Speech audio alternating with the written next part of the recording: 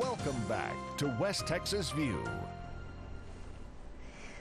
Ravi was talking before the break about how he solidified his decision to go to medical school, and especially from the funding and the support group through the joint medical program.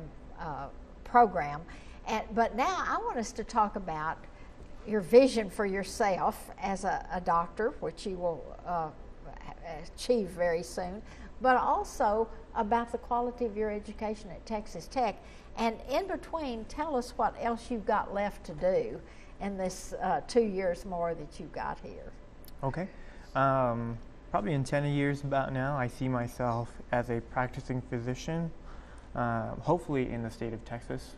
I'm a West Texas native, so that's definitely in my future plans, hopefully to go back to San Angelo and give back to that community where I'm from, where it needs a lot of education and support, the same education and support that I got, and hopefully I'll be able to provide that. And I can see you mentoring young students in your community, wherever you are, because you were mentored and you were supported by others. Exactly. And that's my future plans. But as of right now, I have 2 more years of medical school, 2 years here in the Permian Basin, and then towards the middle of my 4th year, which will be next year, I will be applying for a residency, which will be in whatever specialty I choose. Not exactly sure what that is as of this moment. The residencies will be either from 3 to 8 years, including a fellowship. And after that, so in 10 years for sure, I will be a practicing physician somewhere. And the residencies can be anywhere in the United States. Hopefully, I can find one in Texas, but I'm but still you keeping an apply open for mind. that to be accepted, just like you applied for medical school. Exactly. So. But tell me, do you have any interest? Are you leaning towards sports medicine since you were an athlete as well as injured as an athlete? And that's definitely something I'm considering. It's one of my interests. I did shadow a physician that was in sports medicine. I really enjoyed it. I like working with athletes and young, ages across all ages across the board. I like working with. Orthopedics is a great specialty. But this year, as you go through these major areas, then you will divide those down into 3 areas your 4th year, and that's what you'll kind of specialize in making your final decision? So this Is year, that right? they make us go through 6 different specialties. You start.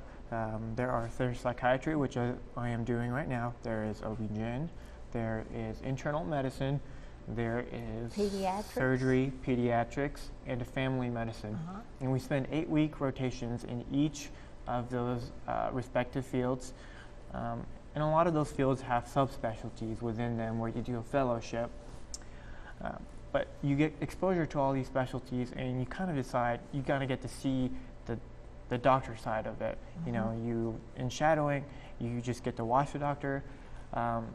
You follow them around, but here you get hands-on experience with patients and see what it's like with those specialties, and see if that's something you want to do for the next 30, really 40, appeals 50 to you. years of your life, and if it's something that you're really interested in.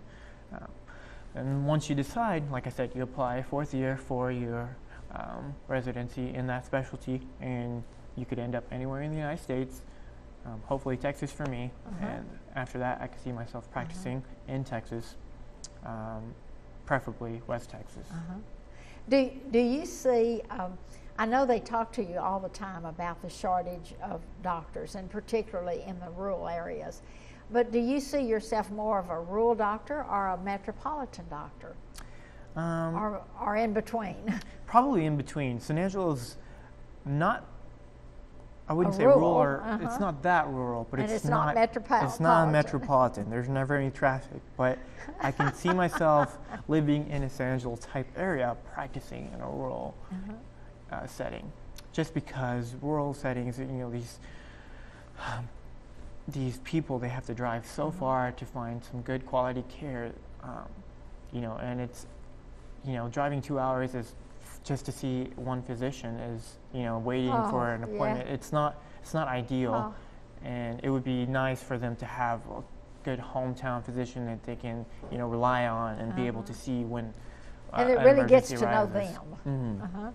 Well, you had said earlier that you really appreciated the quality of your education at Texas Tech, but tell me some of the people that have been very encouraging to you. From I know you said your parents were very encouraging and your high school science teachers, but have there been doctors that you've known, maybe in San Angelo or others, that have given you a lot of boost up or encouragement?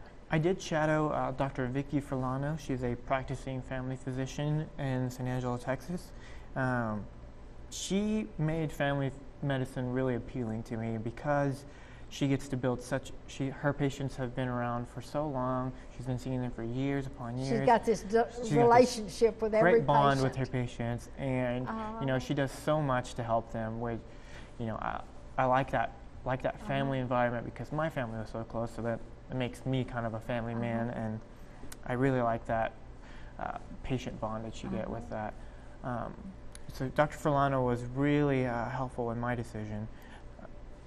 But I think the faculty at Texas Tech is wonderful. They are willing to go above and beyond to help you achieve whatever goals you have. If there's a specialty you're looking at, there's, you know, they're always willing to help. You can contact them anytime, and they're quick with the responses. You can find them in their office. They always have an open door.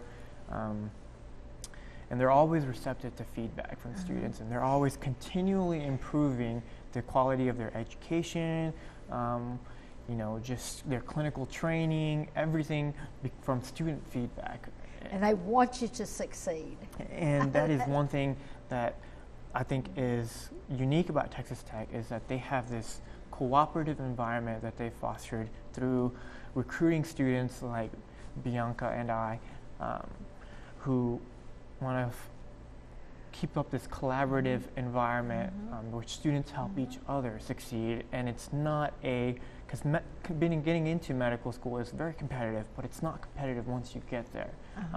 You're competitive with yourself, but not with other students. It's more of a networking then after you get there. We're going to have to end this program. This has been so much fun for me to interview these student doctors, and if you're interested in having more student doctors on, give me shoot me an email. Thank you so much for joining us today. We'll see you next Sunday with another program, and we're especially appreciative to Ravi Patel today. Thanks for joining us for News West 9's West Texas View with Johnny Lou Avery. This has been a public affairs presentation of KWAB-TV and KWES-TV.